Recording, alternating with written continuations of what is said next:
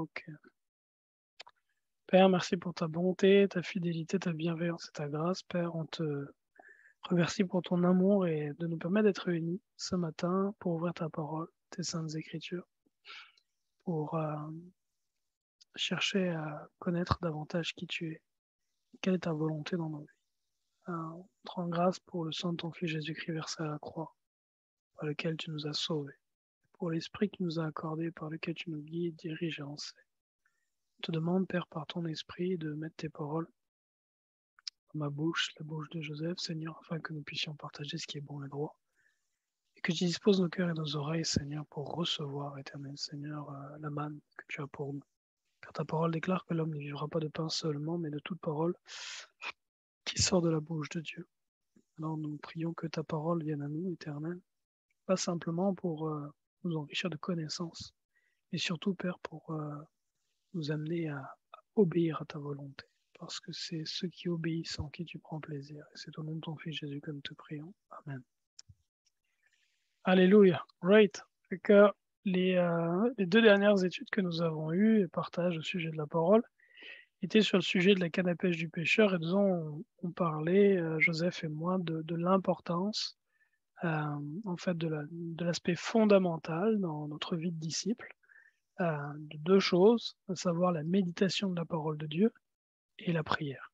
Et on a parlé de ces aspects-là, on expliquait comment est-ce que si un enfant de Dieu, dans sa vie, prend au sérieux ces 2 aspects, la méditation de la parole de Dieu d'un côté et la prière de l'autre, il va forcément croître, grandir, et il finira avec la grâce de Dieu par parvenir à la pleine stature de Jésus-Christ, parce que tout ce qui est à savoir est dans la parole de Dieu écrite et révélée, et tout ce qui est toute le potentiel pour pouvoir le mettre en pratique et vivre selon la liberté et la vérité que Dieu nous enseigne par sa parole, on le trouve dans la prière.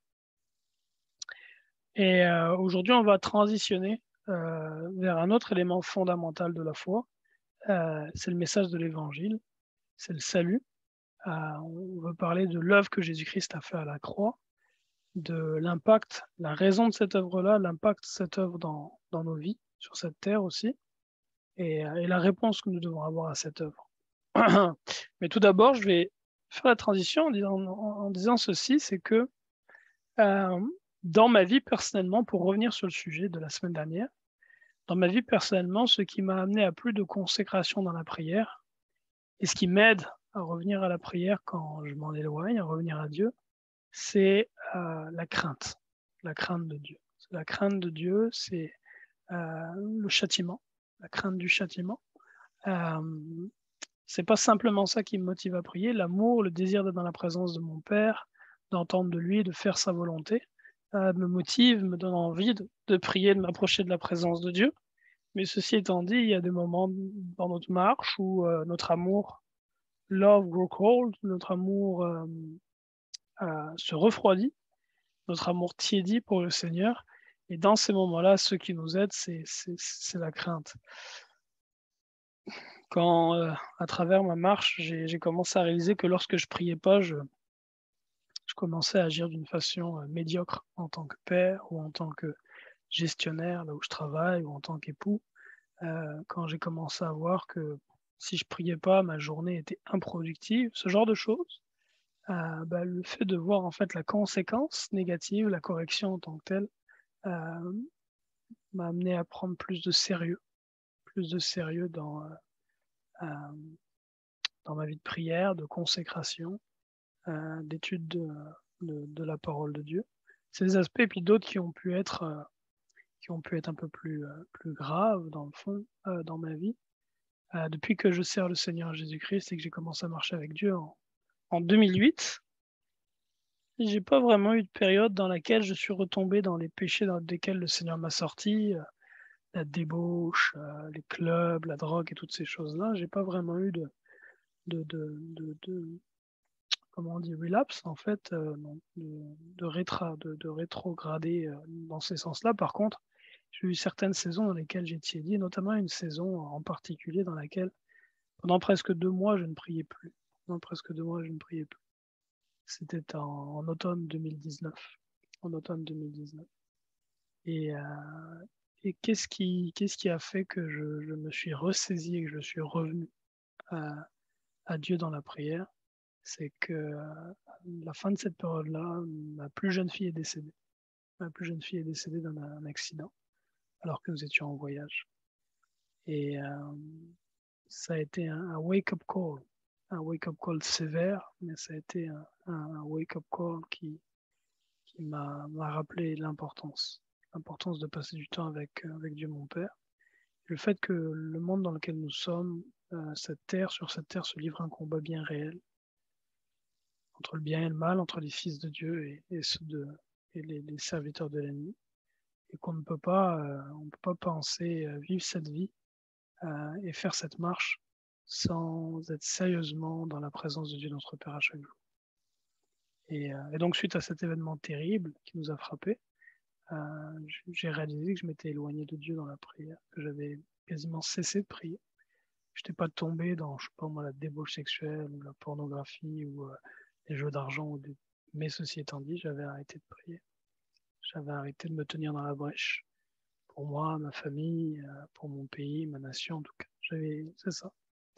Et donc l'ennemi a profité de ceci pour attaquer mon foyer. Il a eu gain de cause. Donc c'est vraiment une chose qui est importante, que de prier, et la crainte de Dieu aide beaucoup là-dedans. La crainte de Dieu aide beaucoup là-dedans. Dans le psaume 111, il dit la crainte de l'Éternel, psaume 111, verset 10, la crainte de l'Éternel, de Yahweh, est le commencement de la sagesse. Tous ceux qui l'observent ont une raison saine. La crainte de Dieu est le commencement de la sagesse. Être sage, c'est choisir de faire ce qui est bien. La compréhension que j'ai quand je lis les Écritures, c'est que l'intelligence est la capacité à discerner, distinguer le bien du mal, la sagesse, la capacité à choisir ce qui est bien. Être sage, c'est choisir de faire ce qui est bien. Et choisir de faire ce qui est bien, ça commence par la crainte de Dieu. C'est la crainte de Dieu qui nous amène à choisir ce qui est bien. Et la question, c'est pourquoi? Pourquoi est-ce que ça prend la crainte de Dieu? Pourquoi est-ce que ça prend la peur du châtiment? Certains vont dire que la crainte, ce n'est pas la peur, c'est plutôt une saine référence par rapport à Dieu. J'ai fait une étude que j'ai partagée sur la chaîne YouTube Jésus, Christ est le Fils de Dieu. Et dans cette étude-là, j'expliquais que non, la crainte, c'est vraiment la crainte. Que la crainte, c'est vraiment la crainte. Comme un enfant a la crainte de se faire chicoter par son papa lorsqu'il a fait une bêtise, c'est la crainte que Dieu il attend de nous. Et on le voit notamment lorsque le peuple d'Israël est dans le désert. Ils sont dans les peurs, les tremblements, parce qu'il y a Dieu qui est apparu sur la montagne. Ils disent à Moïse, toi, va parler à Dieu, nous, on ne veut plus lui parler, on ne veut plus le voir, parce que si on le voit, si on lui parle, on va mourir si on entend ses paroles. Et Dieu dit à Moïse, oh, si seulement ils avaient toujours la même crainte, la même crainte de moi pour me servir, pour m'obéir, pour marcher dans mes voies. Et dans le fond, cette crainte qu'ils avaient était vraiment une crainte de tremblement et de peur. Et dans le Nouveau Testament, on voit aussi, la Bible dit, travaillez à votre salut avec crainte et tremblement. Donc la question, c'est, pourquoi la crainte? Pourquoi est-ce qu'on a besoin d'avoir la crainte pour être sage, pour vaquer à la prière, pour toutes ces choses-là? La raison, en fait, c'est parce que notre cœur est mauvais. Le cœur de l'homme est mauvais. Le cœur de l'homme est mauvais.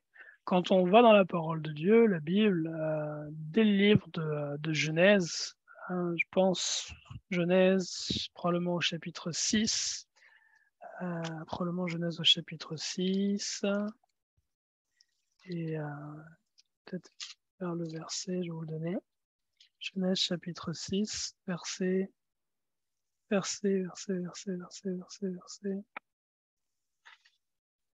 Ouais, verset 5, 6, 5. Genèse 6, 5 dit ceci. Fait que ça, c'est peu de temps après la création, peu de temps après le péché, un peu avant le déluge. Il est dit que Adonai vit que le mal des humains était grand sur la terre et que leur cœur ne concevait jamais que des pensées mauvaises. Dans la version seconde, il est dit que toutes les pensées de leur cœur se tournaient chaque jour uniquement vers le mal. Fait que toutes les pensées du cœur de l'homme tournaient tous les jours uniquement vers le mal. tous les jours uniquement vers le mal. Le cœur de l'homme est mauvais. Le cœur de l'homme est mauvais. Le cœur de l'homme est corrompu. Le cœur de l'homme désire le péché. Le cœur de l'homme désire l'iniquité, désire ce qui est mal, ce qui ne plaît pas à Dieu. Et parce que le cœur de l'homme est donc corrompu et mauvais, par nature, l'homme désire ce qui est mal. Par nature, l'homme désire ce qui est mal. Il y a un autre passage dans l'Écriture qui dit que le cœur est mauvais, tortueux. Alors je vais vous partager quelques versets. Jérémie 17, 9. Yes, vas-y. Le cœur est tortueux par-dessus tout et il est méchant. Qui peut le connaître? Le cœur est tortueux par-dessus tout, il est méchant. Qui peut le connaître? Effectivement. Dans le livre des psaumes, il est dit que les menteurs s'égarent dès le sortir du ventre de leur mère. Je pense qu'il est dans un des psaumes. Que depuis le sein maternel, en fait, les hommes sont mauvais. Que depuis le ventre de leur mère, les hommes sont méchants, leur cœur est corrompu. Ils aspirent à faire le mal. Et donc, parce que notre état est celui-ci, la seule chose qui peut nous amener à faire le bien, notre nature étant mauvaise, initialement, c'est la crainte de Dieu. C'est la crainte de Dieu. Un autre passage que j'aime, c'est celui qui est dans les psaumes où l'Écriture dit que Dieu, du haut des cieux, regarde les fils de l'homme pour voir s'il y en a un juste, s'il y en a qui le cherchent. Il dit qu'il n'en trouve pas un, pas même un seul. Donc les yeux de l'Éternel baladent la terre, les yeux de l'Éternel regardent cette terre et cherchent, est-ce que sur la terre, il y a quelqu'un qui marche dans ses voies? Est-ce que sur cette terre, il y a quelqu'un qui cherche à faire sa volonté? Et la parole dit que non, il n'y en a pas un. Pas même un seul homme qui cherche à faire ce qui est bon et droit devant Dieu. Pas un seul. Dieu du haut des cieux regarde les fils de l'homme pour voir s'il y a quelqu'un qui soit intelligent, qui cherche Dieu. Tous sont égarés. Tous sont pervertis. Il n'en est aucun qui fasse le bien, pas même un seul. Pas même un seul homme qui fasse le bien. Et ça, c'est le constat, en fait, de la nature humaine. C'est que tout ce qui est dans l'homme, par nature, est mauvais. Il n'y a rien de bon dans l'être humain. C'est inverse à ce qu'on nous enseigne à l'école. Je sais, plusieurs ici ont dû faire ce qu'on appelle les humanités, puis la littérature française et étudier Rousseau, les Lumières dans le fond. Et Rousseau dit que l'homme est bon par nature, mais c'est la société qui le corrompt. L'homme est bon par nature, c'est la pensée humaniste. L'homme est bon par nature, mais c'est la société qui le corrompt. Donc autrement dit, ce qu'on nous enseigne à l'école, c'est que quand un enfant naît, il est bon, sa nature, c'est d'être généreux, c'est de partager, c'est de faire le bien, que ce serait sa nature, mais que la raison pour laquelle l'enfant devient mauvais, c'est parce que les gens autour de lui sont mauvais. Donc, autrement dit, le monde qui l'entoure. Et que pour cette raison, l'enfant devient mauvais parce qu'il est influencé par son environnement qui le pousse à devenir mauvais. Ça, c'est un mensonge qui vient tout droit de l'enfer. La Bible nous le dit, on l'a lu tantôt, là, dans le psaume, si j'y reviens, il est dit dans le psaume 58, les méchants sont pervertir dès le sein maternel. Les menteurs s'égarent au sortir du ventre de leur mère, dit la Bible. Donc la parole de Dieu nous donne un constat bien différent de ce que disent les hommes. Les hommes disent que l'homme est bon par nature. Le Seigneur il nous dit non, l'homme est mauvais par nature. Il n'y a rien de bon en lui. C'est un être qui est en chute constante. Et c'est très important en fait d'être conscient de ça. C'est extrêmement important d'être conscient du fait que par nature nous sommes totalement mauvais, qu'il n'y a rien de bon en nous, parce que ça vient vraiment influencer la relation qu'on a avec Dieu et la perception qu'on a de lui et de sa justice. Je vais vous donner un exemple simple. Lorsque tu comprends que l'être humain est totalement mauvais et corrompu par nature, tu n'as pas de problème à comprendre que, je sais pas moi, quelqu'un qui est dans une tribu lointaine au milieu de l'Himalaya ou je ne sais où, qui meurt sans la connaissance de Christ, n'a pas accès au royaume de Dieu. Parce que tu sais que cette personne-là, par nature, elle est mauvaise, fait qu'elle n'a que ce qu'elle mérite. Par contre, si tu penses que les hommes, par nature, sont bons et ont quelque mérite que ce soit envers Dieu, là, tu te dis, c'est pas juste que celui qui n'a pas entendu l'évangile périsse. Et cette pensée-là, en fait, elle sous-entend que la personne qui n'a pas entendu l'évangile, quelque part, aurait mérité de l'entendre parce que quelque part, elle aurait du bien en elle. Et la réalité, c'est que non. Ce que nous méritons en tant qu'être humain, c'est la colère de Dieu, parce que Dieu est bon, nous dit l'Écriture. Dieu est amour, mais nous dit la parole de Dieu, nous sommes mauvais, pécheurs, pervertis dès le sortir du ventre de nos mères.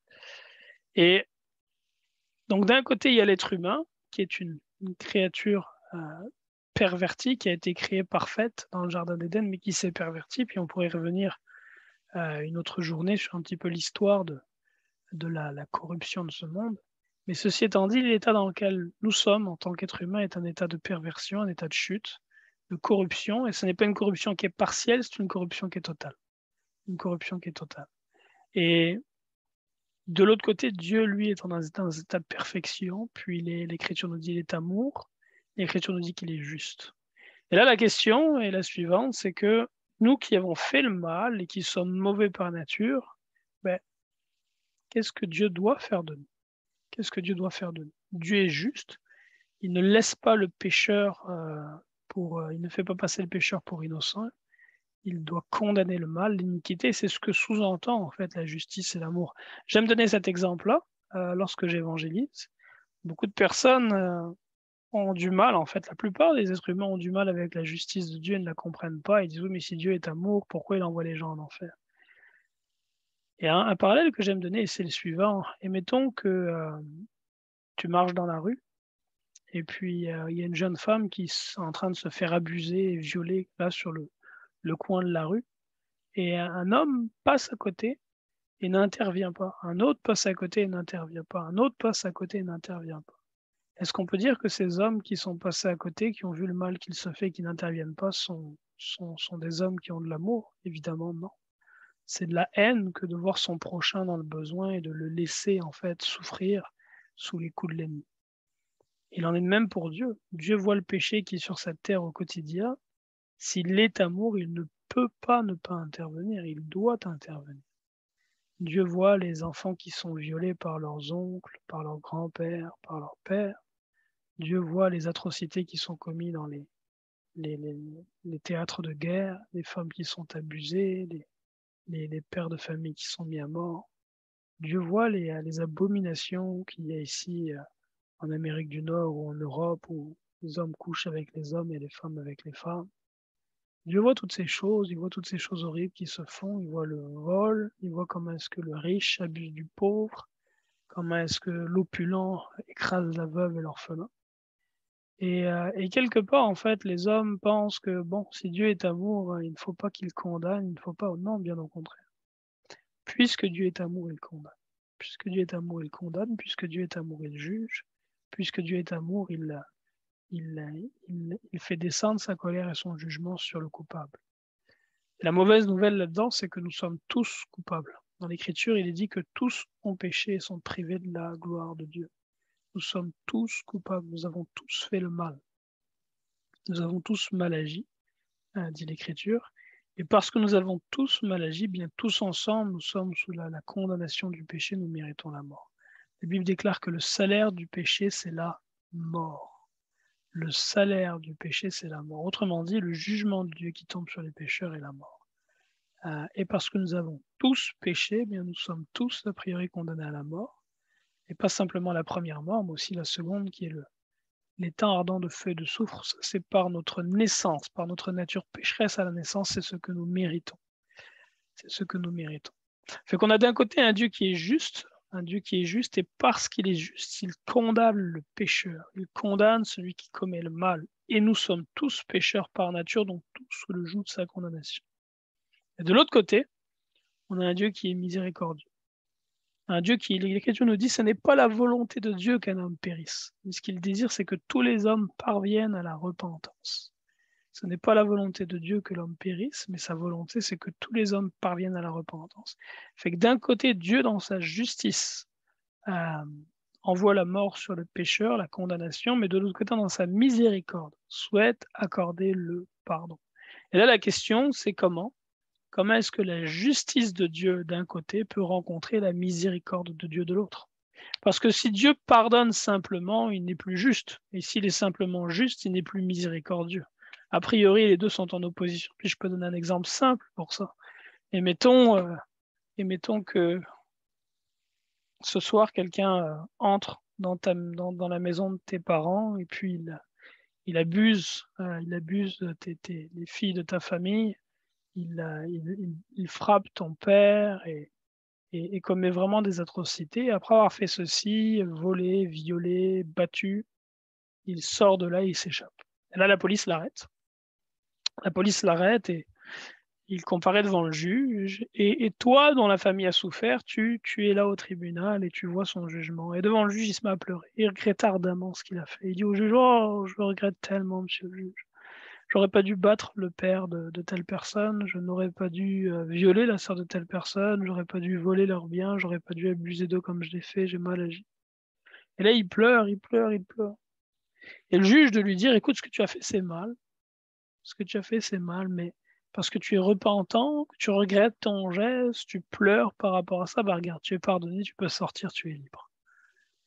Hein, quelle serait la pensée par rapport à un tel homme? Quelle serait notre pensée? François, toi, qu'est-ce que tu penserais d'un tel juge? Ce serait quoi ton opinion de ce juge-là? Est-ce que tu dirais, waouh, voilà un juge qui est plein de bonté, plein d'amour, voilà un juge qui est corrompu? Euh, hmm. D'après les Écritures, c'est le Dieu plein d'amour, le juge plein d'amour, mais comment dire? En tant que nous, êtres humains, moi, être humain, je ne peux pas m'empêcher justement de questionner, quand tu parlais tout à l'heure justement des enfants qui se font violer, des trucs comme ça, on me dit, mais pourquoi Dieu laisse des choses comme ça arriver? Effectivement, si. Ouais, vas-y. Toujours avec perspective, je prends ça avec distance. Mais ultimement, j'ai mes questions, j'ai mes doutes, mais en même temps, je me rabasse sur la parole de Dieu. C'est la forteresse. C'est là que Amen. Je sais que je ne peux pas comprendre. C'est écrit partout qu'on ne peut pas comprendre avec notre cœur humain. Alors, il y a des choses plus grandes que nous. Yeah. Heureusement. Yeah. Mais dans le cas dans lequel on était avec ce juge qui relâche l'homme qui a commis le vol et le viol parmi les membres de ta famille, là, qui aurait abusé des membres de ta famille, évidemment que la réaction de la plupart de voir une telle chose serait de dire quelle injustice. Quelle injustice. Ah oui, ok, j'avais mal compris. Oui, c'est sûr. Ce serait la réaction. La réaction serait de dire quelle injustice, comment se fait-il qu'hier il violait, il abusait, il volait, puis aujourd'hui il pleure, il dit qu'il regrette, demande pardon, il est libéré, sans même ne payer rien pour sa rançon ou le mal qu'il a commis. On dirait quelle injustice.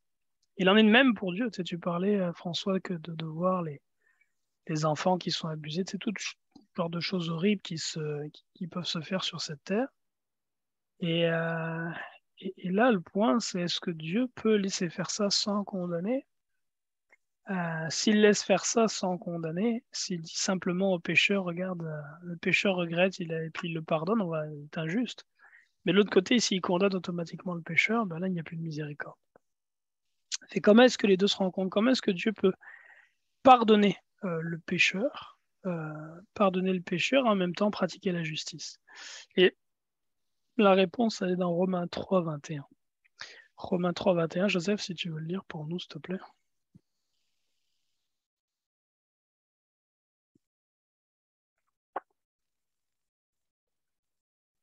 Romains 3. Je vais allumer mon micro, ça va aller mieux. Yeah. Romains 3, 21. Mais maintenant, sans la loi est manifestée la justice de Dieu, à laquelle rendent témoignage la loi et les prophètes. Justice de Dieu par la foi en Jésus-Christ pour tous ceux qui croient, il n'y a point de distinction. Car tous ont péché et sont privés de la gloire de Dieu, et ils sont gratuitement justifiés par sa grâce, par le moyen de la rédemption qui est en Jésus-Christ. C'est lui que Dieu a destiné par son sang à être, pour ceux qui croiraient, victime propitiatoire, afin de montrer sa justice, parce qu'il avait laissé impunis les péchés commis auparavant, au temps de sa patience, enfin, dis-je, de montrer sa justice dans le temps présent, de manière à être juste, tout en justifiant celui qui a la foi en Jésus. Alléluia. Fait que dans ce passage ici, merci Joseph, il dit que Dieu a choisi Jésus-Christ pour faire de lui en fait une victime, pour faire propriation, une victime expiatoire. Il dit c'est lui que Dieu s'est proposé de constituer en expiation au moyen de la foi par son sang pour montrer sa justice. parce qu'il avait laissé impunis les péchés commis auparavant. Dans sa tolérance, Dieu a voulu montrer sa justice dans le temps présent pour être juste, tout en justifiant celui qui relève de la foi en Jésus. Donc, la réponse, en fait, à qu'est-ce qui vient mettre ensemble, qui vient réconcilier la miséricorde de Dieu et la justice de Dieu. Qu'est-ce qui permet à la fois que le péché soit condamné et que le pécheur soit justifié et soit sauvé? C'est l'œuvre accomplie par Jésus-Christ à la croix, et qui est résumée ici dans Romains chapitre 3. Il dit, il n'y a point de distinction car tous sont péchés sont privés de la gloire de Dieu. Ils sont gratuitement justifiés. Donc être justifié, c'est tu étais coupable, mais désormais tu es reconnu comme innocent. Donc gratuitement justifié par sa grâce, par le moyen de la rédemption, donc le moyen qui te sauve de ta culpabilité, qui est en Jésus-Christ. C'est lui, Jésus-Christ, que Dieu a destiné par son sang à être pour ceux qui croiraient une victime propitiatoire, donc quelqu'un qui va payer le prix à notre place. En français, on dirait une tête de Turc, ou dans la Bible, on parle du bouc qui était livré à Azazel, quelqu'un qui va porter le poids du péché, le poids de notre condamnation à notre place. Pourquoi? Afin que Dieu puisse montrer sa justice, parce qu'il avait laissé impunis les péchés commis auparavant au temps de sa patience. Donc il a montré sa justice en faisant porter à Jésus-Christ le poids de nos péchés, en faisant porter à Jésus-Christ la condamnation de nos péchés, en faisant porter à Jésus-Christ sa colère. Jésus-Christ, son Fils, a subi la colère que nous méritons pour nos péchés, afin que la justice de Dieu paraisse. Il a condamné le mal en clouant Jésus-Christ à la croix, afin donc de montrer sa justice dans le temps présent. Hop là, puis je reviens un petit peu en haut, j'ai perdu. Tout temps, de manière à être juste, tout en justifiant celui qui a la foi en Jésus. Donc tout en délivrant de la condamnation celui qui croit en Jésus-Christ. Donc par la croix de Golgotha, par l'œuvre que Christ a accomplie à la croix, Dieu a démontré et accompli sa justice. Il a condamné le mal, le péché, l'iniquité, toutes les abominations qui se sont faites. Il les a condamnées à la croix. Et en même temps, parce que Christ n'avait point commis de péché, parce que lui n'avait point commis d'iniquité, mais qu'il a payé le prix pour le péché, pour les viols, les mensonges, les abus en toutes sortes, parce qu'il a payé ce prix n'ayant pas lui-même commis de péché, eh bien Dieu peut ainsi justifier ceux qui ont commis le péché. Dieu peut ainsi me justifier parce que j'ai commis le péché, parce que j'ai menti, parce que j'ai volé, parce que j'ai commis l'hypocrisie et toutes sortes de péchés dans ma vie, mais que ces fautes-là que j'ai commises, c'est Christ qui a été frappé pour ces fautes à la croix. À cause de ça, moi, je suis libéré de ma faute, je suis justifié, je ne suis plus considéré comme coupable. Parce que Christ, lui qui était juste, a été condamné. Moi qui suis coupable, je suis donc justifié. Oui, il a pris ma place. Il a pris ma place. Alléluia. Si on va dans le livre d'Ésaïe au chapitre 53, on a un passage des Écritures qui est, je crois, probablement le plus beau passage au sujet de l'Évangile. Et l'Évangile, je le rappelle, dans 1 Corinthiens 15, il est clairement dit ce qu'est l'Évangile. L'Évangile, en grec, c'est la bonne nouvelle. Hein, et 1 Corinthiens 15 nous dit clairement ce que c'est la bonne nouvelle. À travers les années, j'ai croisé toutes sortes de chrétiens. Et c'est dingue de voir que pour certains, la bonne nouvelle, c'est ceci. Pour d'autres, la bonne nouvelle, c'est cela.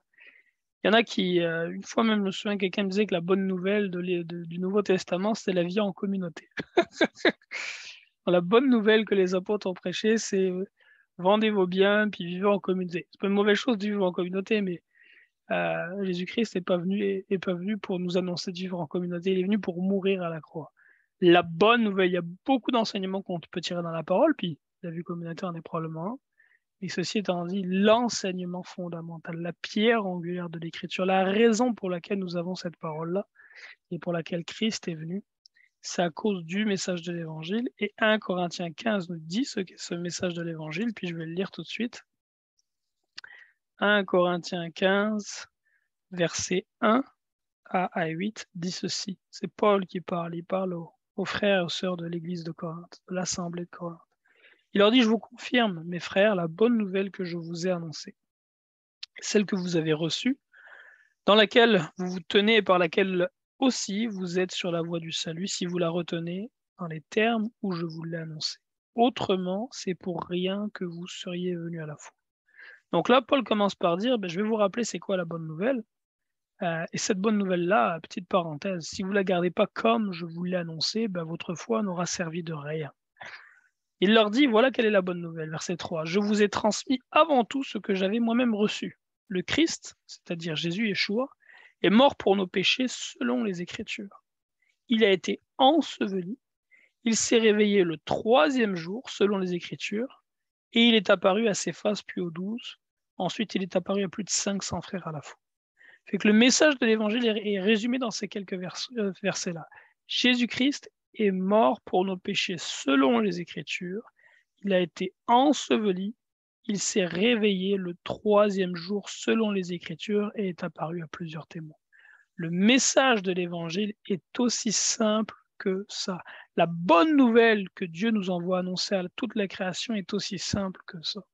Mais pour beaucoup, malheureusement, c'est un mystère. Beaucoup ne savent pas ce qu'est la bonne nouvelle. Moi, le premier, lorsque j'ai commencé ma marche avec le Seigneur, il y a une quinzaine d'années, en 2008, le Seigneur m'a appelé à faire l'œuvre d'un évangéliste.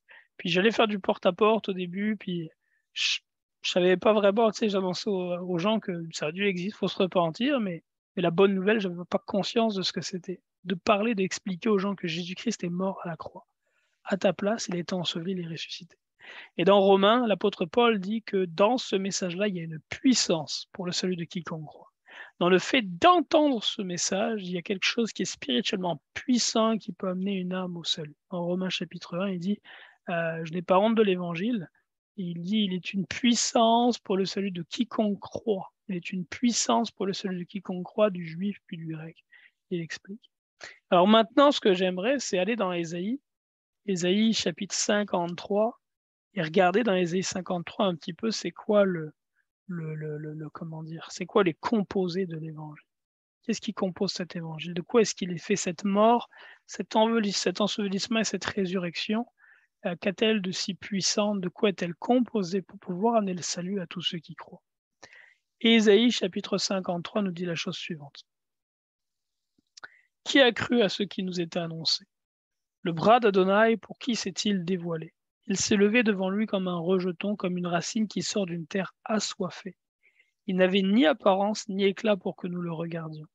Et son aspect n'avait rien pour nous attirer. Méprisé et abandonné des hommes, homme de douleur et habitué à la souffrance. Semblable à celui de qui on se détourne, il était méprisé. Nous ne l'avons pas estimé. En fait, ce sont nos souffrances qu'il a portées. C'est de nos douleurs qu'il s'était chargé. Et nous le pensions atteint un fléau. Frappé par Dieu et affligé.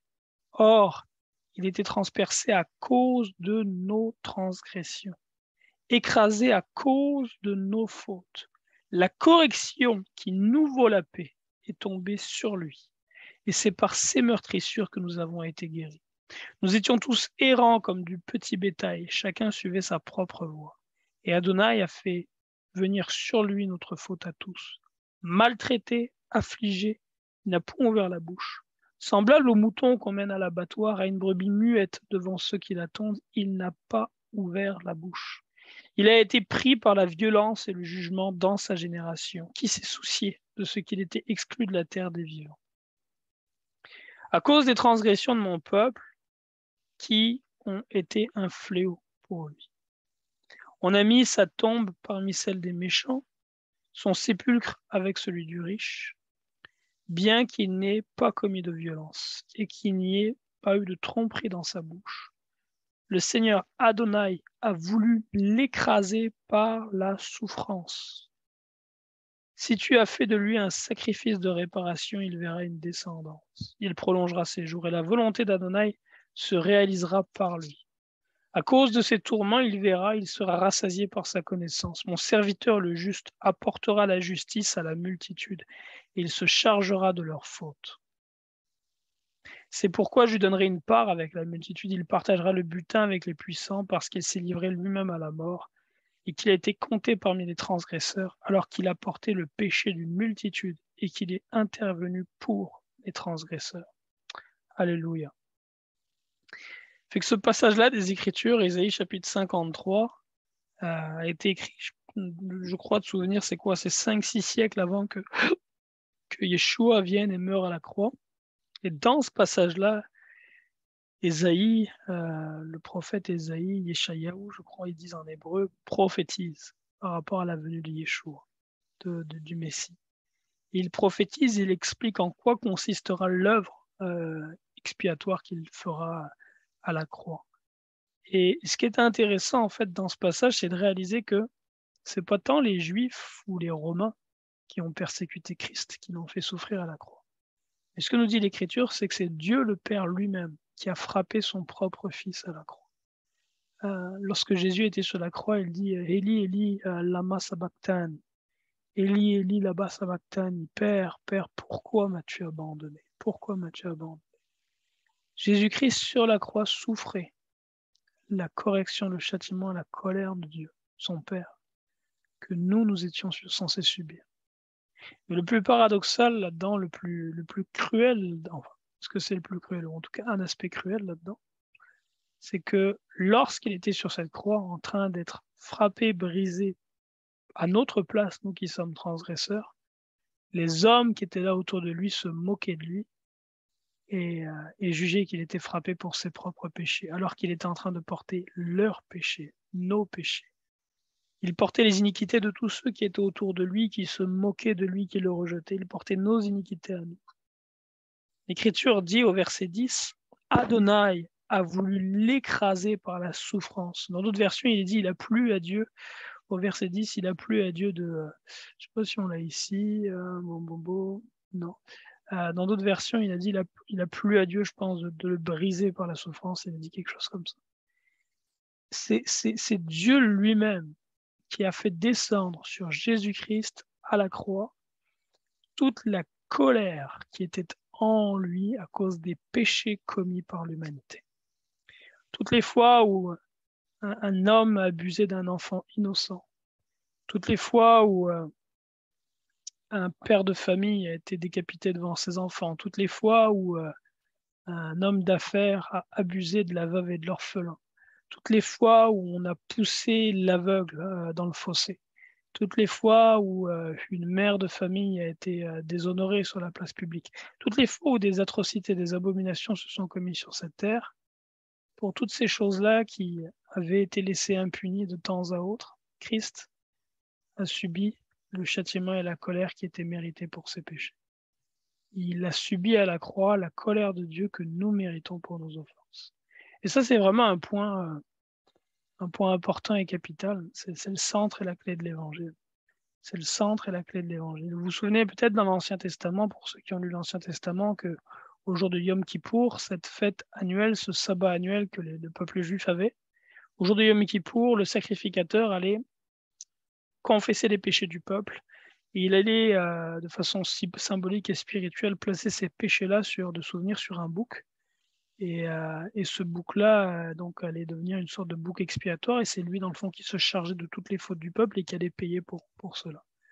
Mais c'est Jésus-Christ qui a tenu ce rôle dans la réalité. Ce bouc était l'ombre de ce qui était fait en Jésus-Christ. Il a porté nos péchés. Et lui n'avait pas de péché. S'il avait commis le péché, s'il était de nature pécheresse, comme nous tous ici nous le sommes, s'il avait commis le mal, à la croix, il serait simplement mort pour son propre péché, il aurait payé le prix pour ses péchés. Mais il n'avait point commis de péché. Et étant donné qu'il n'avait point commis de péché, le prix qu'il a payé, il ne l'a pas payé pour son âme, parce que son âme ne méritait point la mort. Le salaire du péché, c'est la mort, il n'avait pas péché. Donc ce salaire-là, ce salaire qu'il a reçu, qui est le salaire du péché, c'est notre salaire à nous qu'il a reçu, afin que nous puissions recevoir son salaire à lui. Il a échangé sa place avec la nôtre. Il ne s'est pas contenté de mourir à la croix et d'être frappé du Père à la croix, mais l'Écriture nous dit aussi qu'il est descendu dans les profondeurs de la terre. Qui est descendu dans les profondeurs de la terre, ce que communément nous appelons l'enfer. Il est descendu en bas. Il est descendu en bas dans les profondeurs de la terre. Et lorsqu'il est descendu, l'Écriture dit aussi qu'il est remonté avec des captifs. D'ailleurs, lorsque Christ est ressuscité, il y a plusieurs saints, je pense que c'est Viviane même qui me partageait ce verset-là récemment, il y a plusieurs saints qui sont ressuscités dans le livre de Matthieu, il est dit, en même temps que lui est ressuscité et remonté avec des captifs. Jésus-Christ est mort, il a été enseveli, et il est descendu, il est dit dans Éphésiens 4, dans les régions inférieures de la terre, et par la suite, il est ressuscité d'entre les morts. Il est ressuscité au 3e jour. Et en faisant ceci, il a obtenu pour tous ceux qui croient en lui, il a obtenu pour tous ceux qui croient en lui le pardon de leurs péchés. Le pardon de leurs péchés. Il n'y a aucun message sur cette terre qui puisse faire écho moindrement à la puissance de l'évangile. Aucun. Dans tous les autres messages qui sont annoncés, prêchés, enseignés dans quelque religion que ce soit, ce qu'on enseigne à chaque fois, c'est que c'est par nos œuvres que nous pouvons parvenir au salut et être justes devant Dieu. Les hindouistes vont te dire que tu vas mourir et naître à nouveau, et mourir et naître à nouveau dans un processus de réincarnation pour purifier au fur et à mesure ton âme jusqu'à arriver à un certain état de perfection et mériter ce qu'ils appellent, je crois, le nirvana ou quelque chose de même. D'autres vont te dire, je ne sais pas moi, les catholiques ou les musulmans par exemple, qu'il te faut faire des pèlerinages, et puis les musulmans vont te dire que tu dois respecter les 5 piliers, toutes sortes de choses, en fait, des œuvres et des œuvres pour se mériter le salut. Mais la réalité, mes frères et sœurs, c'est que quel que soit le bien que vous ferez à partir d'aujourd'hui jusqu'à la fin de vos jours, tout le bien qu'un homme peut faire n'effacera jamais le mal qu'il a commis. Beaucoup comparent la justice à une sorte de balance, là, et puis il n'y a rien de plus erroné que ça. Et dans la tête de beaucoup, on se dit, s'il y a plus de bien que de mal au jour du jugement devant Dieu, on devrait aller au paradis. Et c'est ce que pensent la plupart des personnes. Quand on sort évangéliser, on demande à quelqu'un, tu sais, où est-ce que tu penses tu t'en vas si tu meurs aujourd'hui en enfer ou au paradis? Le monde sont comme, c'est vrai que j'ai fait des petites bêtises dans ma vie, mais dans le fond, j'ai plutôt été bon, j'ai plutôt fait le bien, fait que je pense que j'irai au paradis. Le monde, inconsciemment, ils comparent ce qu'ils ont fait de bien dans la vie à ce qu'ils ont fait de mal, puis ils se disent, il y a plus de bien. Fait comme il y a plus de bien, je mérite probablement d'aller au paradis. Mais la justice de Dieu, c'est pas la suivante. Et d'ailleurs, c'est pas non plus la justice des hommes. Si demain, je prends l'exemple de Zéphirin qui est avec nous, Boris.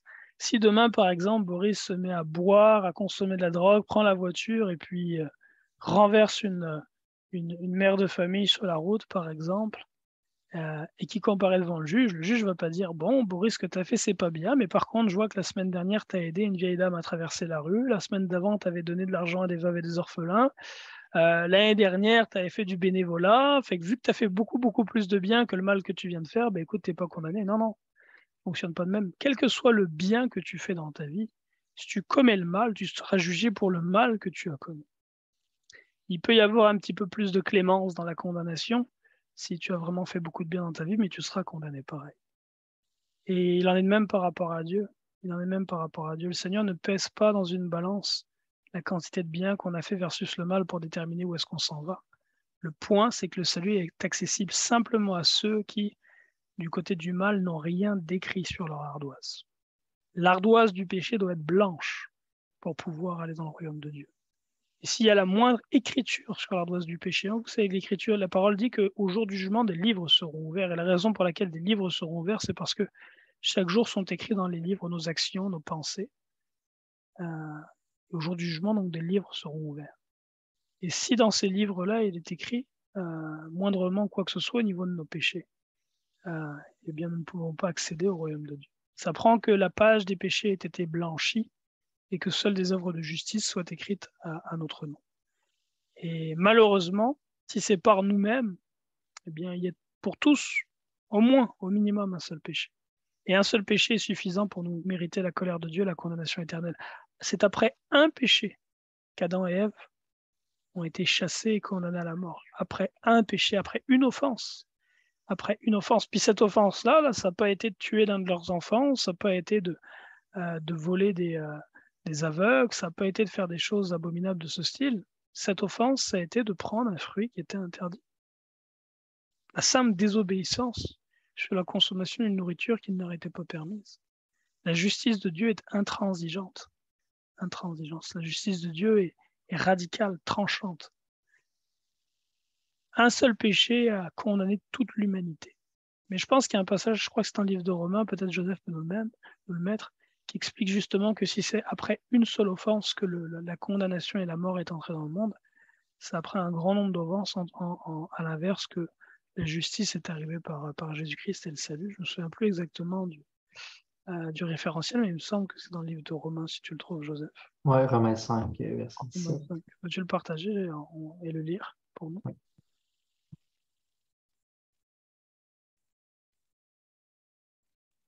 Si par l'offense d'un seul, la mort a régné par lui seul, à plus forte raison, ceux qui reçoivent l'abondance de la grâce et du don de la justice régneront-ils dans la vie par Jésus-Christ lui seul.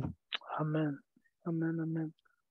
C'est vrai que d'un côté, il n'y a aucun d'entre nous qui a demandé à naître dans un corps de pécheur et à hériter de l'héritage de la colère de nos pères et de nos ancêtres. On ne l'a pas demandé. Et on n'a pas travaillé pour ça à la naissance, et on est né avec cette nature-là. Mais de la même façon, on n'a pas non plus œuvré pour notre salut. C'est aussi quelque chose qu'on reçoit gratuitement par Jésus-Christ si on place notre foi en lui. Il n'en est pas du don gratuit comme de l'offense, car si par l'offense d'un seul, il en est beaucoup qui sont morts, à plus forte raison, la grâce de Dieu et le don de la grâce venant d'un seul homme, Jésus-Christ, le nouvel Adam, ont-ils été abandamment répandus sur beaucoup. Et il n'en est pas du don comme de ce qui est arrivé par un seul qui a péché, car c'est après une seule offense que le jugement est devenu condamnation, tandis que le don gratuit devient justification après plusieurs offenses. Si par l'offense d'un seul, la mort a régné par lui seul, à plus forte raison, ceux qui reçoivent l'abondance de la grâce et du don de la justice régneront-ils dans la vie par Jésus-Christ, lui seul. Romains 5, 15 à 17. Alléluia. Et donc c'est là le message de l'Évangile, que Jésus-Christ est mort pour nos péchés, il a été enseveli, il est ressuscité au 3e jour. Et quand quelqu'un ne comprend pas et dit moi, je n'ai pas demandé à Jésus de mourir pour moi, c'est lui faire comprendre, et c'est de réaliser que lorsque Jésus-Christ était sur la croix, lui qui n'avait pas commis de péché, subissait le châtiment et la colère de Dieu que nous méritons pour nos péchés. Il était frappé à notre place. Il était brisé par Dieu le Père pour nos iniquités. Dans Ésaïe 53, il est dit « Le châtiment qui nous donne la paix est tombé sur lui, et c'est par ses meurtrissures que nous sommes guéris. » Frappé par Dieu et affligé. Frappé par Dieu et affligé. Et au 3e jour, le Seigneur est ressuscité d'entre les morts. Ressuscité d'entre les morts. Et lorsqu'il est ressuscité, il a donné le commandement à ses disciples d'aller annoncer cette bonne nouvelle de sa résurrection, de sa mort, son ensevelissement et sa résurrection à toute la création. Et il a dit dans Marc 16, 16, celui qui croit et qui sera baptisé sera sauvé. Celui qui ne croit pas sera condamné. Celui qui croit et qui sera baptisé sera sauvé. Celui qui ne croit pas sera condamné. Marc chapitre 16, verset 16. Christ, étant ressuscité, ordonne que l'évangile soit prêché à toute la création et déclare que celui qui croit en cet évangile, celui qui croit que Jésus-Christ est mort pour lui, que Jésus-Christ a été enseveli, qu'il est ressuscité pour lui, celui qui croit en ça, et qui en réponse à cette croyance, à cette foi, est baptisé, du terme grec baptizo, baptisé, immergé. En réponse à ça, celui qui est immergé, qui croit et qui est immergé dans l'eau en son nom, lui sera sauvé. Celui qui ne croit pas dans ce message sera condamné. Message de l'évangile. Donc il y a d'un côté, pour le salut de nos âmes, le message de l'évangile, d'entendre cet évangile, et de l'autre côté, d'obéir à cet évangile. Je pense que dans Pierre, il est dit, c'est maintenant le temps où commence le jugement, où le jugement commence par la maison de Dieu, il est dit, si c'est par la maison de Dieu que commence le jugement, quelle sera la fin de ceux qui n'obéissent pas à l'évangile de notre Seigneur Jésus-Christ? Donc il y a une notion d'obéir à ce message. Maintenant, la question, c'est comment est-ce qu'on obéit à ce message? On vient de le voir brièvement dans Marc, croire et être baptisé. On va lire, je crois, le terme, la déclaration la plus précise et tranchante de ce qu'est l'obéissance à l'évangile. Comment avoir part à l'évangile? On a part à l'évangile en y obéissant. Comment est-ce qu'on obéit à cette bonne nouvelle de la mort, de l'ensevelissement et de la résurrection de Jésus-Christ? Acte 2, 38. Acte 2, 38. Acte 2, 38, c'est la première fois dans Acte chapitre 2 que l'évangile est prêché depuis la mort, l'ensevelissement de Jésus-Christ et la résurrection du Seigneur Jésus.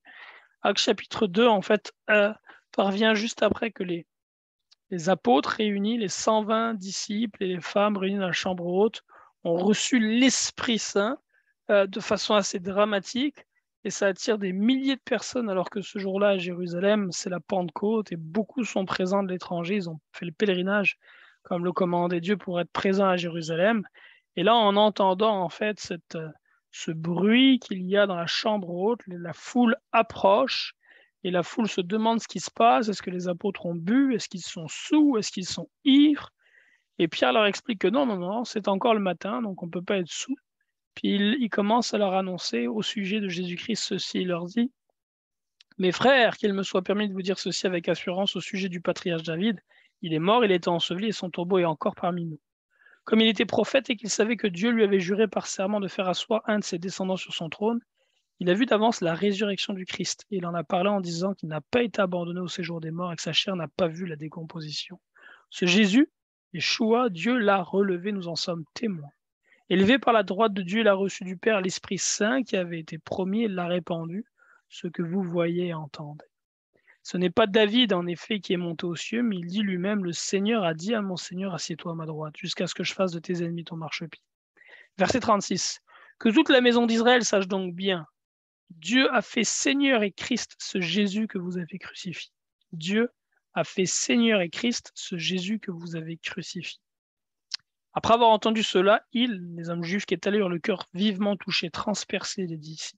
Ils dirent à Pierre, aux autres apôtres: hommes frères, que ferons-nous? Que devons-nous faire? Et Pierre répond en Actes 2:38. Et souvenez-vous que Pierre, c'est l'homme à qui Jésus a dit: je te donnerai les clés du royaume. Je te donnerai les clés du royaume. Et quand il dit à Pierre: je te donnerai les clés du royaume, évidemment, c'est pas une paire de grosses clés de métal tout en haut, là-haut, aux portes du paradis pour voir qui entre, qui sort. Mais les clés, c'est l'entendement, la compréhension de comment entrer dans le royaume de Dieu. Et donc là, Pierre va partager ces clés-là dans Acte 2:38 avec ceux qui sont présents. Et les clés sont simples, il y en a 3. Il dit: changez radicalement, autrement dit, repentez-vous, détournez-vous de vos péchés, de votre mauvaise voie. Est-ce que vous entendez ma plus jeune fille crier là dans le milieu ou non? Non? Vous n'entendez pas? Ok, oui, c'est bon. Alléluia. Que chacun de vous reçoive le baptême au nom de Jésus-Christ pour le pardon de ses péchés et vous recevrez le don de l'Esprit Saint. Donc la parole dit: changez radicalement, détournez-vous de vos péchés, repentez-vous, et que chacun de vous soit baptisé au nom de Jésus-Christ pour le pardon de vos péchés et vous recevrez le don du Saint-Esprit. Ça, c'est l'obéissance à l'Évangile. Le message de l'Évangile, c'est que Christ, qui n'avait point commis de péché, est mort à notre place à la croix, a été enseveli et ressuscité. C'est le message de l'Évangile. L'obéissance à l'Évangile, à ce message-là, comme avoir part à l'Évangile, par la repentance, se détourner de sa vie de péché. La repentance, évidemment, va avec la foi, le fait de croire. Par l'immersion dans l'eau au nom de Jésus-Christ pour le pardon de nos péchés. Et par le fait de recevoir le don du Saint-Esprit, le baptême de l'Esprit Saint. Sans ceci, nous n'avons pas part à l'Évangile. Sans ces 3 éléments-là, nous n'avons pas de part à l'Évangile. C'est le Seigneur Jésus-Christ qui prêchait, il disait repent. Comment est-ce qu'il disait ça? Repentez-vous. Il disait que sans repentir. J'arrive pas trop, mais en tout cas, je vais prendre dans Jean, il dit à Nicodème, dans Jean chapitre 3, Jésus-Christ dit à Nicodème: à moins qu'un homme ne naisse de nouveau, il ne peut pas voir le royaume de Dieu. À moins qu'un homme ne naisse d'eau et d'esprit, il ne peut pas rentrer dans le royaume de Dieu. Ce qui est né de la chair est chair, ce qui est né de l'esprit est esprit. Donc Jésus-Christ il l'a dit par 2 fois. Si un homme n'est pas né de nouveau, il ne peut pas voir le royaume de Dieu. Il continue, il explique à Nicodème: si un homme n'est pas né d'eau et d'esprit, il ne peut pas rentrer dans le royaume de Dieu. Et lorsqu'il l'a dit à Nicodème, c'était cette façon dont il l'a dit à Nicodème était comment dire, la révélation était encore verrouillée en tant que telle. Nicodème ne comprenait pas. Il dit: est-ce qu'un homme peut rentrer dans le ventre de sa mère? Est-ce que je vois que Chérubin demande: est-ce qu'on définisse le don du Saint-Esprit? Oui, Chérubin, on le fera. Probablement pas aujourd'hui, mais dans les prochaines études, justement, on va aborder point par point la repentance, le baptême d'eau, puis le baptême du Saint-Esprit. Et donc, comment dire, Nicodème dit à Jésus-Christ: c'est ça, comment est-ce qu'un homme peut entrer dans le ventre de sa mère, puis en sortir à nouveau? Donc, Nicodème avait du mal à comprendre le langage spirituel que Jésus-Christ utilisait. Mais Jésus avait dit à Pierre, je te donnerai les clés du royaume.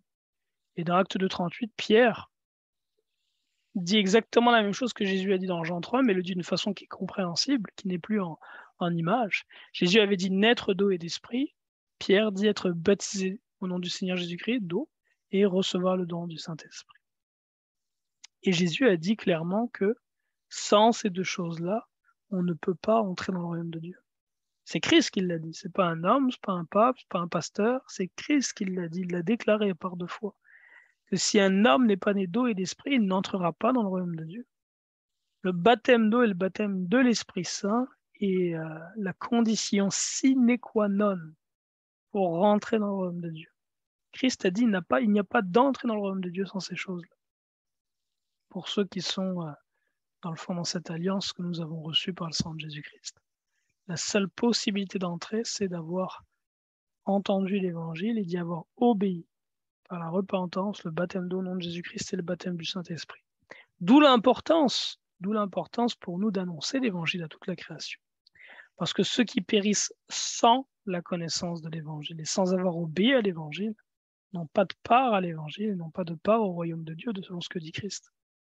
D'où l'importance donc pour nous d'être des témoins fidèles et d'annoncer cette bonne nouvelle à toute la création, afin que tous les hommes soient sauvés. Alléluia. Fait que pour aujourd'hui, ça fait le tour de ce que je voulais aborder aujourd'hui, de ce que j'avais à cœur de partager. Parler de l'évangile, de l'œuvre que Christ a fait à la croix, l'obéissance à laquelle il nous appelle. Et ce que je souhaite, c'est la prochaine fois qu'on puisse rentrer dans l'obéissance à l'évangile de façon plus précise, pour définir la repentance, pour définir le baptême d'eau au nom du Seigneur Jésus-Christ, pour définir le baptême de l'Esprit Saint, et notamment qu'on aille dans le livre des Actes pour regarder comment est-ce que les premiers disciples mettaient en application ces éléments, à savoir la repentance, le baptême d'eau au nom de Jésus, le baptême du Saint-Esprit, quelle valeur ils attribuent à ces choses-là. Et ça, ce sont des points que je souhaite qu'on aborde la prochaine fois, pour avoir une compréhension claire de l'évangile, de l'obéissance à l'évangile, de comment est-ce que dans notre vie, ça doit être reflété aujourd'hui en tant que disciples de Jésus-Christ et serviteurs de Dieu vivant. Alléluia. Joseph, est-ce que tu as quelque chose que tu aimerais ajouter? Non? Oui? On t'entend pas? Est-ce qu'on m'a dit non, pas en particulier? Good. Est-ce qu'il y a des questions par rapport à ce qu'on a abordé aujourd'hui au sujet du message de l'Évangile?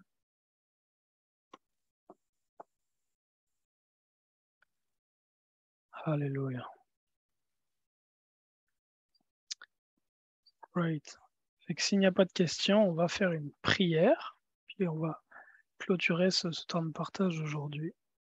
Et je vous encourage donc à relire pendant la semaine les passages que nous avons vus au sujet de l'Évangile et à prendre conscience de l'importance de partager ce message-là.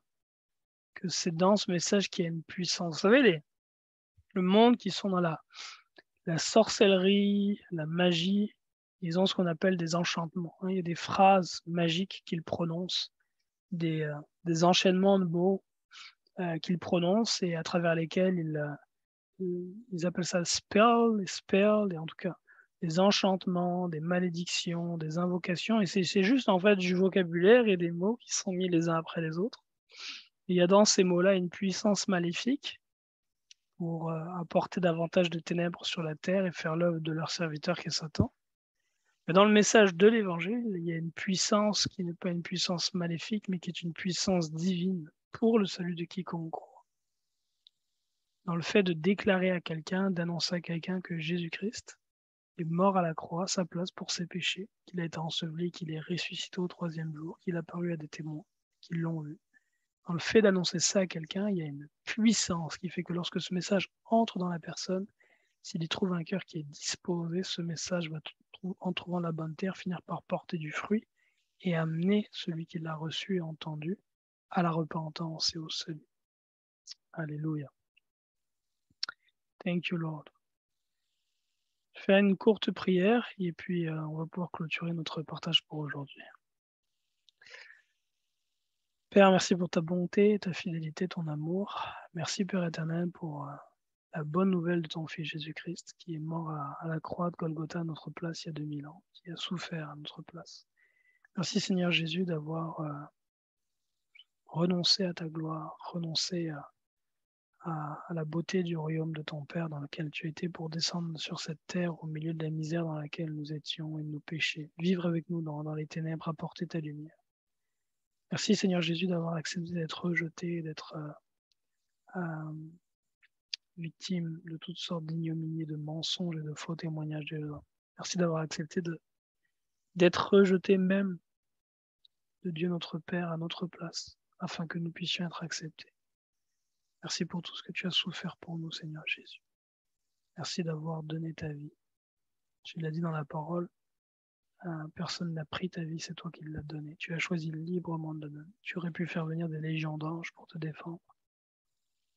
Tu aurais pu toi-même seul te défendre, étant le Fils de Dieu et étant celui par qui l'univers a été créé. Mais tu as renoncé à toute cette puissance, cette autorité, pour te laisser vilement cloué, dénudé, humilié à la croix, frappé. Tu as laissé ton corps être souillé par les crachats et les coups. Ton côté être transpercé et tu as accepté que la colère de Dieu le Père descende sur toi. Tu as été fait pécher, nous dit l'Écriture. Tu as accepté d'être tout entier, juste péché, toi qui pourtant n'étais que justice. Et en payant ce prix, tu nous offres le salut, la vie éternelle. Tu nous as ouvert les portes, une vie nouvelle. Tu as apporté la lumière sur cette terre. Tu as fait sortir les hommes des ténèbres. Et si aujourd'hui nous voyons quelque peu la lumière, c'est par cette grâce que tu as déversée à la croix. On te rend grâce, Seigneur Jésus. On te remercie, Père, pour le sacrifice que tu as fait. Et on prie que cette œuvre accomplie à la croix ne soit pas vaine dans nos vies, mais plutôt qu'elle porte du bon fruit pour la vie éternelle. Je te demande, Père, dans ta bonté, ton amour, de nous aider à nous détourner des discussions vaines et profanes et de tout ce qui n'a aucun intérêt, Père éternel, et aide-nous nous concentrer sur ce qui édifie, sur cet évangile par lequel nous sommes sauvés et par lequel beaucoup peuvent être sauvés. On te demande, Père, dans ta bonté, ton amour et par ton Esprit Saint, d'agir dans nos cœurs pour nous aider à réaliser davantage de jour en jour la profondeur et la complexité de cette œuvre faite à la croix, la beauté de l'amour immense révélé à travers le corps de ton Fils crucifié à Golgotha. Et que la révélation de cette œuvre dans nos cœurs produise un fruit qui nous amène davantage à la ressemblance de Jésus-Christ et à partager l'œuvre qu'il a fait à la croix avec ceux qui périssent afin que nous soient sauvés. C'est au nom de Jésus Yeshua que nous te prions, Père. Amen. Alléluia. Gloire à Dieu. Que Dieu vous bénisse et vous garde, mes frères et sœurs. Je vous souhaite une bonne semaine par la grâce de Dieu. Et puis, si jamais il y en a qui ont besoin de prières personnelles, individuelles, quoi que ce soit, ben, vous pouvez rester. Joseph et moi, on prendra le temps de prier avec vous ou répondre aux questions que vous pourriez avoir. Là-dessus, bonne fin de journée. Ciao.